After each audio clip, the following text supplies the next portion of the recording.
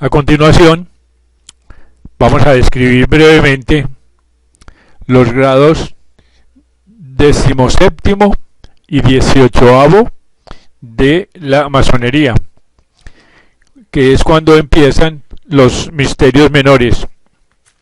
Ya vimos en algunos videos anteriores cuáles son los grados del 1 al 7º, que es cuando el candidato a ser iniciado debe vencer ciertos vicios o ciertos defectos de su personalidad para poder ser merecedor de los conocimientos que se le van a dar en los grados superiores.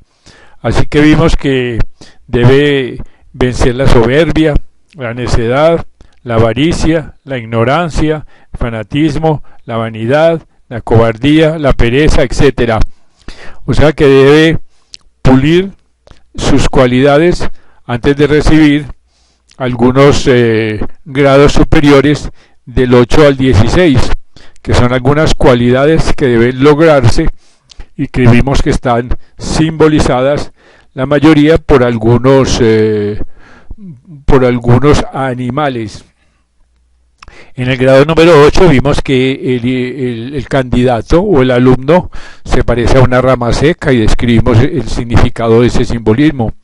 Luego va adquiriendo las cualidades del águila, del toro alado, debe vencer la dualidad y debe adquirir algunos significados simbólicos que pertenecen al dragón, al delfín, al elefante y a la serpiente. Allí llega pues al grado 17º. Para esta descripción nos vamos a seguir rigiendo por los lineamientos dados por un diccionario masónico que aparece en internet y que es muy recomendable. Dice lo siguiente sobre los misterios menores que empiezan con el grado 17º. Dice este grado es la temperancia. Aquí tenemos por lo menos dos niveles de significación. El primero se refiere al orden ético-moral de la vida y alude pues a la sobriedad y mesura que deben practicar los seres razonables. Es bien conocido esto debido a que corresponde a uno de los arcanos del tarot. Sin embargo, la temperancia se refiere a mucho más que el mero comer y beber y el control de las pasiones y apetitos en general. Supone pues en rigor introducir el espíritu en la materia para dominarla. Naturalmente esto tiene muchas implicaciones, pues supone el complejo dominio de nuestras reacciones ante cualquier tipo de estímulos, tanto externos como internos. Supone la trascendencia del existir, manteniéndonos ecuánimes y serenos ante la pena y la alegría, el amor y el odio, a nivel humano, el honor y el deshonor, el placer y el dolor, la fama y la ignominia. Pero hay otro nivel de significación mucho más recóndito que hace a la energía de la vida y su transmutación, lo que justamente está indicado en el trasvase de una copa a otra. Esto alude a la transmutación de la energía sexual en energía espiritual, lo que permite no solo ascender a muy elevados niveles de conciencia, sino además llegar a la completa realización espiritual en los misterios menores. No olvidemos que esta transmutación que mencionamos es lo que los maestros hindúes denominan el despertar de la Kundalini en el chakra básico de la espina dorsal, que es el Muladhara. Para una exposición completa de las posibilidades que esto brinda, nos remitimos a la obra de Arthur Avalon, Sir John Woodruff, y especialmente al libro Kundalini del Pandit Gopi Krishna. Este es un resumen del tipo de enseñanzas que se le dan a los alumnos y candidatos a iniciación en el grado 17º, o sea, el primero de los misterios mayores. Luego viene el grado 18, que está simbolizado por el pelícano y por la fe, la esperanza y la caridad. Dice lo siguiente: el pelícano es un símbolo que se halla con frecuencia tanto en las órdenes esotéricas como en las iglesias católicas. Este último no es extraño, pues, a nivel religioso es el símbolo de Cristo. Esto por cuanto la leyenda narra que el pelícano puede llegar, por su amor maternal, a alimentar a sus hijos con su propia carne en caso de necesidad. Así lo hemos representado, por ejemplo, en un hermoso vitral de la Catedral de La Plata. Es un nivel más recóndito. Aparece en la masonería de rito escocés en el grado 18.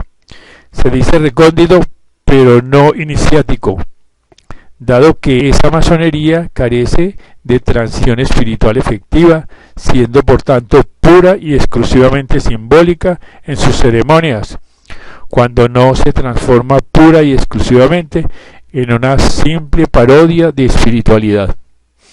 En las catedrales, como aquí se suele representar al pelícano con 3 polluelos o crías, que suelen asociarse a las virtudes cardinales, fe, esperanza y caridad. En el símbolo del rito escocés, sin embargo, ya mencionado, los polluelos son 7, suma de los 3 anteriores y de los que representan a las 4 virtudes cardinales: prudencia, justicia, fortaleza y templanza, además de que los 7 pelícanos simbolizan también la famosa ley metafísica del septenario. El pelícano en suma es símbolo de voluntad activa, del bien que se expresa en acciones justas y perfectas. He aquí un gran secreto iniciático que desarrollaremos enseguida, secreto que desde la antigüedad fue enseñado en los santuarios de Egipto, de la India, de Persia, de Crotona y de Grecia.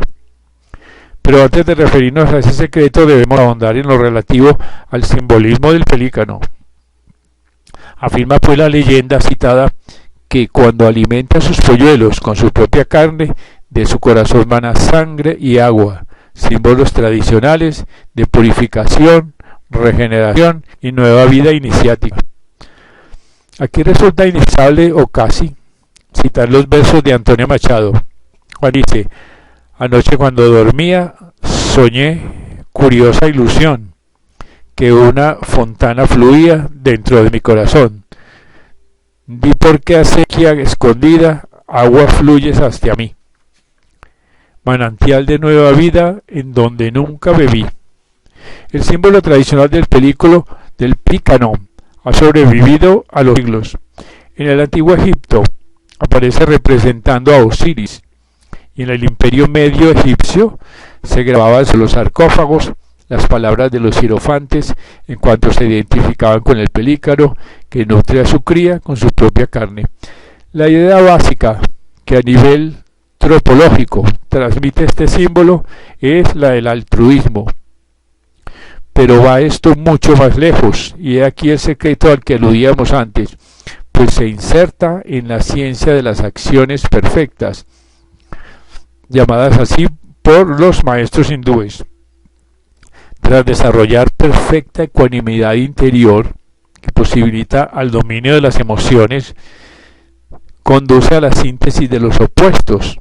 Así que el aspirante debe investigar la verdad con mente desapasionada y justa, trascendiendo penas y alegrías, placer y dolor, atracción y repulsión, y eliminando las causas del dolor y el sufrimiento, la ignorancia, el deseo pasional, la cólera, la codicia y la envidia. El paso siguiente está precisamente simbolizado por el pelícano y consta de 2 fases o componentes esenciales para el logro de acciones perfectas, logro que es verdaderamente supremo, como lo señala Sri Krishna a Arjuna en el Bhagavad Gita.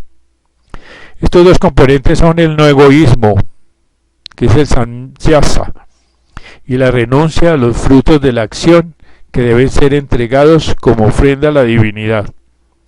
Vale la pena analizar brevemente estos aspectos esenciales, pues sólo así quedamos desligados de los frutos de las acciones de acuerdo a la enseñanza de los más excelsos maestros espirituales.